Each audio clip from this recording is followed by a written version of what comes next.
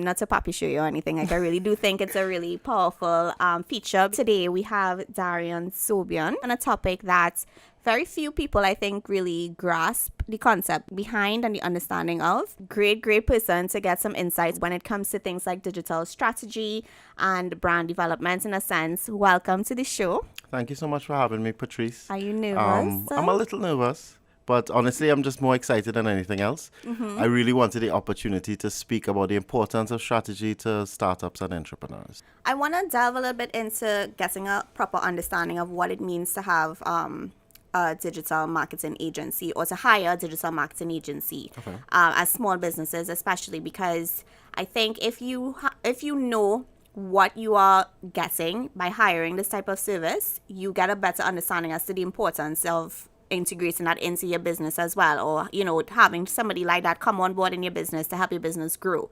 So just in general, if you had to I guess give us a definition or an understanding as to what is involved in the advertising agency aspects of things that a business can benefit from, what are some of those things? At the core of it, right? Yeah. An advertising agency is their responsibility is to produce great creative. Right. But all great creative really stems from great strategy, I'd like to say, because it's critical to really have an understanding of who do you want to reach, the different platforms that you have available to you that could benefit your campaign. So one of the key things that we focus on, even when a client reaches out to us specifically for creative execution, is we kind of track them back into exactly what the strategy is behind it, why we're doing what we're doing, and how would be the best way to bring it forward. Yeah. Tell us, what is 10 Caribbean? So, well, I started 10 Caribbean 3 years ago. 10 is really, what we focus on is providing digital solutions to Caribbean brands. When we started, it was really from the point of view of me noticing that there was a gap in the market. Right. So I have a long background in advertising. I'd actually worked in Jamaica as advertising lead for Red Stripe, RBC Royal Bank, Digicel. I was really excited for an opportunity to come back to Trinidad and work with local brands, and I got that opportunity. So I worked with Caribbean Airlines and Lucasade and Tobago brands. Jazz Festival. So that was all really cool. But what I noticed during that time was that there seemed to be a gap in the market. So a lot of these big agencies were really focused on big clients. And then what you had was those big clients benefiting from the full suite of services. So they were benefiting from strategic services, from creative services, from media strategy, from all different angles. And then what you had was like the medium to smaller clients were kind of like falling to the wayside. Right. They were left to fend for themselves. Yeah. So either they were working with creative freelancers who in some cases may have good strategic background as well, or they were just kind of like working with small digital shops that really focused more on execution and strategy.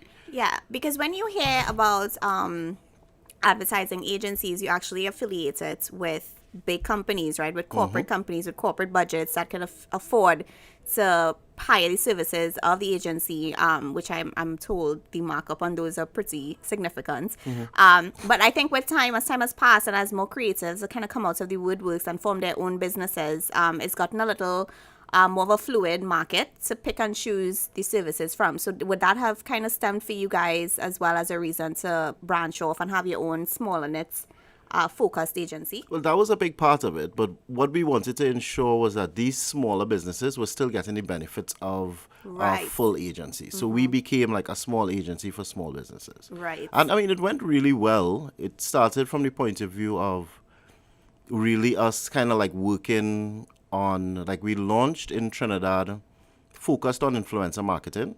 Then as it evolved over time, I mean, I have to give a big hand to my big brother Jules also, because when we started working on his brands, it became that persons noticed what we did for them and then really reached out to us and said, whatever you guys are doing for Caesar's Army, we want you all to do it for us. Right. So we started doing event marketing campaigns all of the Caribbean and throughout the Caribbean diaspora.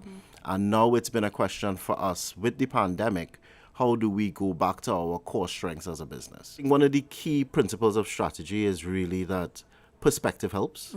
So sometimes, especially as creative entrepreneurs, and I mean, I have that unique position as well, right? So like I develop strategy for my clients, but then I also develop strategy as an entrepreneur for my own yourself, brand. yeah. But sometimes you're just a little bit too close to something to be able to really see the right way to move forward. And I think having someone, and it doesn't necessarily need to be a strategic agency or strategic person, But even having a friend or a family member who's just a little bit away from the project who can add some perspective to it really helps. I mean, it also helps that you have an understanding of all the options that are available to you. So that is where somebody who's a little bit more seasoned will help. Yeah. But you need to be able to see what the full spectrum of opportunities are and then be able to go forward from there. Yeah, that's a really good explanation. Because as a creative myself, like I run into stumbling blocks all the time. I have these mental blocks, and I might be able to do it seamlessly for other people, come up with all these great ideas and strategies. But when it comes to my own brand, that becomes like a writer's block type of space where, okay, I have this idea. It's a really good idea, but what do I do with this idea? How do I capitalize on this and make this work for me? So somebody like you guys would kind of step in at that point to help us map it out and make the most sense of it. Right. Yeah. So in my opinion, it's a lot less likely that you will have a bad result with good strategy. It's more likely that you will get bad results if you have no strategy. So even one of the things that we do when clients approach us is that we would develop a campaign strategy first, so that it's something that we both are aligned with before we even start developing what the campaign will look like. Right. Because it means then that a campaign could be produced in different ways. People have different opinions. It's kind of subjective to some extent. But if it is that you don't feel comfortable with the creative execution, you are not just like starting back over from scratch. You're really just going back to that strategy that we all agreed to, and then you Playing roll out around that with strategy. the elements. Yeah. That's right. If we're looking at the brand cycle, so if I'm now starting versus if I already have a pretty established brand versus if I have a product or a service that I want to launch. The way that like I always approach it in terms of how to figure out the different phases of strategy is really 3 different phases. So there's the launch part of it where you need to figure out what your brand strategy is. You need to really focus on exactly defining who your target audience is, seeing how you can increase your brand awareness as much as possible. Once you've achieved that through your launch strategy, then you need to start thinking about what your maintenance strategy is. How is it that you're making yourself as easy to find as possible, right? So that also comes through the SEO. Like you need to make sure that persons are constantly finding you. You need to think now less about just the brand awareness and the top of mind awareness. So when people think of businesses in your category, are you one of those businesses that they consider? Right. Right? And then the maintenance, for me, maintenance sounds kind of like, I guess, boring, but you have to think about all the different elements that go into it. Like one of the big things that I've noticed is that persons may get into like a maintenance phase and then start to think that they can, like, they have grandiose plans, but then they don't necessarily have the capacity to execute those plans. So it's taking into consideration all those different things. And then once you get out of launch and maintenance, you start really thinking about the campaign aspect of it. Like if, for example, you are a clothing company and you know that Christmas is coming up and that's one of those key seasons for you, Right. then how are you doing something to really differentiate yourself during the Christmas season and create value for your brand, create value for your customer? So you Yeah. have to think about those different steps along the life cycle of your brand. Oh, that's excellent information because I feel like if I have my business and I just kind of go headfirst into just creating content or just providing services and I don't have some type of model to work within or to work from, it could just be like you just end up spinning up in mud, right? You just do the same thing over and over and before you know it, you're not even progressing. You're existing. You might be making any profits, you might be reaching any more people, but you're not even aware of that because you don't have like benchmarks in place. Or you don't have strategies in place to help you move from one phase to the next or to make sure you're growing along that line. Yeah, it's a very serious thing. And I Yeah. mean, so not like taking off my like digital strategy hat for what I do for my clients now, thinking about my company. Like I remember when we first launched 3 years ago, we really launched with that insight, right? Which is that we wanted to be a small agency for small brands. What happened over time is that more and more we got into event marketing. By the time the pandemic hit, we were 100% event marketing. But it wasn't a strategic decision for us so much. So when the pandemic hit and we had the opportunity to really kind of like sit and review our strategy, I was like literally dusting off cobwebs from a strategy that I had done 3 years ago. Yeah. Which is something that obviously I would say to a client, like make sure that you revisit your strategy and you're like giving yourself progress updates.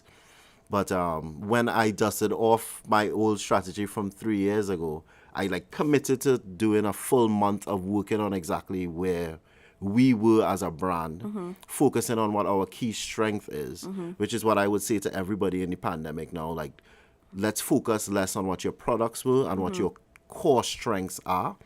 And that's what we were able to do to like sustain ourselves through this period and even like really branch out.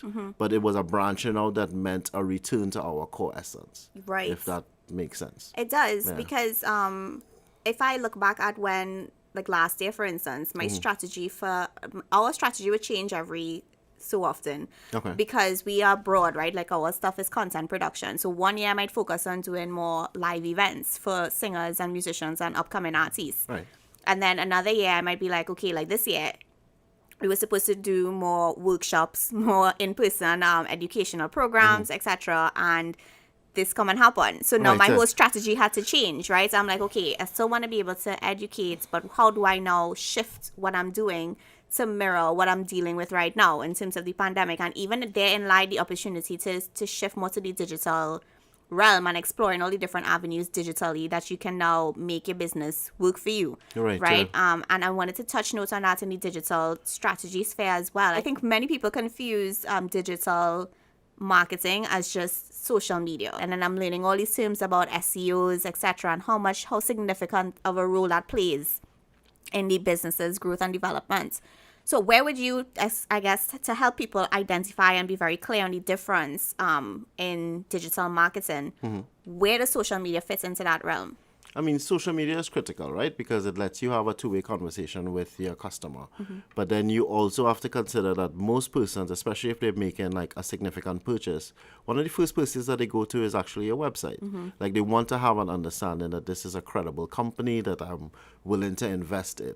So, I mean, the approach that we take when it comes to thinking about your overall digital presence is you have to think about what stage along the purchase journey the customer is at. Like if they're trying to do research and find out more about the services that you offer, more often than not they will start at your website. If it is that they're trying to learn how to do certain things, they might go to your YouTube page to try to get an understanding of how you do it from behind the scenes. If it is that they just want to get a feel for your brand and they actually are fans of your brand and they want to interact with you over a long period of time, they might rely on your social media page, which is your Facebook or your Instagram. But you have to consider what your overall digital presence is. And as I say, it's really critical, and this is from a business standpoint, making sure that you speak to them at the different points in terms of what they want to hear. Yeah. So it's like that old advertising adage about it's the right message to the right person at the right time, and you have to consider that when you're developing your digital plan. Yeah. How do you sell yourself as a digital strategist, as a go-to digital strategist, for instance? Because I imagine that it's more of you help one person, but you can't tell somebody else what you're doing unless you really show them. Because I think a lot of people need that. So let me see what you do. Let me see how it's making a difference, and then I could consider hiring you, kind of thing. It is really tricky. I mean, I'll be perfectly honest with you, the majority of the business that we got has come from our creative work. Right. So the work spoke for itself. Right. So persons would see the work and they would say, yeah, I like that animation. I want to do one just like it. Right. And then what we would usually do is say to them, hey, so the reason that this animation works for this client is because of the strategy that actually came before the actual creative work was done. So it's been from that point of view as well. But it's really difficult to communicate how strategy works. Like one of the things that I've been working on like over the last few months while I've been refreshing my website is like developing case studies for some of the work that we've done, which I think is the best way to really explain to someone the strategy behind it, the creative execution, and then the results that came out of it. But yeah, those things are things that will be coming out soon. You can check my YouTube page, my website. Yo, you have a YouTube channel? Shameless plug, yeah. Yo, tell us, what is the YouTube channel? You find us on YouTube at, well, we don't even have 100 subscribers yet. Like I literally just started updating the page. So you can look for 10 Caribbean Marketing. Hopefully we have a custom URL by the time this thing airs. Yeah. But if not, and then the website is just 10caribbean.com. Most digital marketing agencies also the entity that helps you execute this as well. But I think a lot of persons actually tend to focus more on the execution side of it. So for me, it's critical that you're also developing a strategy. So it may be, the way that we've worked with brands is that even if you have a digital execution partner, is that we would come on almost like a strategic consultant for like a brief 3-month period where we do a strategic intervention and say like, okay, well, we are noticing these opportunities. These are some of the gaps in your digital presence and how we can work with you to enhance those things. Right. So it may be that we really just develop a template that we can now hand over to your execution team and let them go forward. Or we would actually build out that solution for you. It all depends on the nature of your business, of course, right? But if you have somebody internal who is there on a day-to-day basis, who can get that kind of information and put it out very quickly, I actually think that is the best way to approach it. But I also do think that it's best to have a strategic person that is working, even if it is that it's once a quarter, coming in to really analyze how things have been performing and then give you recommendations on how you go forward from there. Yeah. And if you don't have, again, the nature of the business, the size of your business, if you don't have the capacity to actually have a strategy person that's working in-house, then bring in a strategy partner, at least for those short little consultations, because it will help you. Yeah, I remember I was working at a market research company once, and they would do periodically these strategic planning sessions, where they would bring in a strategist. And I'm now understanding that that's probably the purpose why, because that person is external to the affairs happening. So all they really need to do at that point is gather the information and then objectively makes, suggestions as to what could be plausible solutions to them. Right. Having not be so close to it to get stuck in so what's happening. You have the perspective. You're not like caught up in the politics of the organization. You have the opportunity to really be as objective as possible looking on the inside it. You have no agenda. Yeah. Like your only agenda is to try to create value for the brand and find opportunities where they have been missing them. So we have a certain level of credibility in the space in terms of understanding what works for big brands, understanding the processes that they put into place, and then trying to implement that for everyday brands. And I think that's, and I'm not taking a shot at any of the other agencies, but I think that's one of the challenges that I have. Like, I am really impressed by some of the work that I've seen them putting out as well, but it's really just a question of, like, experience matters. So from that point of view, experience and having, like, a full understanding of all the options that are available to you, then those two things are really critical. Yeah. But your insight is invaluable as a digital strategist, as well as somebody who comes from that background of advertising, marketing, branding, even in the digital sphere, and having an agency of yourself that tailors to the smaller market, but you bring the bigger experience, having worked with the bigger brands, to those entities that need it. And so I think what you do is just as crucial, it's just as important to framing the creative mind as well, and understanding their value, their worth, but also the proper structure to go about developing that in the best way for them as entrepreneurs and as businesses. Thank you. So much. No, thank you for coming through. Thank you for having me. And to speak to, all that you do and all the entrepreneurs that can learn from that. Right. So tell people how to find you as well. Okay. People who need some really good strategy advice. This is the guy that you'll speak to, especially if you're a small business. So I want to leave one last word for my startups and entrepreneurs. When you're thinking about strategy, it's not about like adding more stuff. It's really about stripping away everything that you have and finding that one key insight.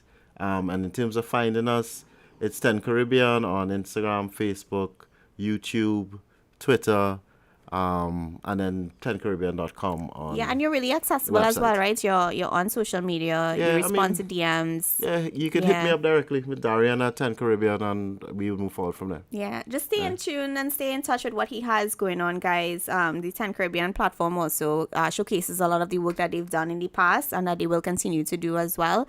And I encourage everybody from this series moving forward that you do all the research that you can on whatever topic that interests you about business. It's important that you guys ask questions and that you go in search of the answers that you think is going to help you build and grow as a business and as a brand. So thank you so much again for your incredible insights on all these different topics. Looking forward to it. Yeah. Okay. Thank you so much. All right,